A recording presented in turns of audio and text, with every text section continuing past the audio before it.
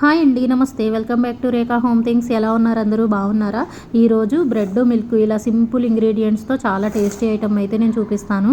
అది చాలా ఈజీగా కూడా ప్రిపేర్ చేసుకోవచ్చు. పిల్లలకి స్నాక్స్కి అది చాలా బాగుంటుందండి ఈవినింగ్ టైంలో గట్టా. ఇప్పుడు మనం ఒక ప్యాన్లో పెట్టుకుని 1 టీ స్పూన్ నెయ్యి లేదా బటర్ వేసుకుని దానిపైన ఒక 3 బ్రెడ్ స్లైసెస్ అయితే ఒకదానిపైన ఒకటి పెట్టుకోవాలి. కొందరైతే బ్రెడ్కి చివరి ఎడ్జెస్ అనేది కట్ చేసేస్తారు, కానీ ఇవి తిన్నా కూడా మంచిదే కాబట్టి నేనైతే ఎడ్జెస్ ఏమీ తీయలేదు. ఎడ్జెస్ తీయకుండా నెయ్యి వేసుకుని నేను 2 సైడ్స్ అయితే బాగా ఎర్రగా వచ్చేలాగా కాల్చుకున్నాను.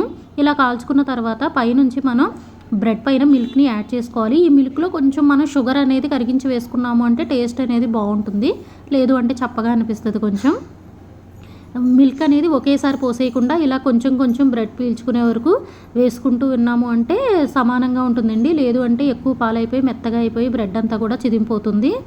ఈ విధంగా కొద్ది కొద్దిగా పాలను వేసుకుని, పాలు క్వాంటిటీ అని ఏమీ ఉండదు, మనకి బ్రెడ్ పీల్చుకునే మెత్తదనం అనేది మనకు తెలుస్తుంది కదా, దాన్ని బట్టి మిల్క్ యాడ్ చేసుకుంటే సరిపోతుంది.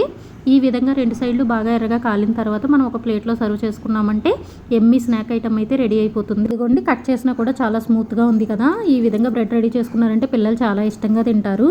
ఈ వీడియో నచ్చితే లైక్ చేసి, షేర్ చేసి, సబ్స్క్రైబ్ చేయండి. Thank you.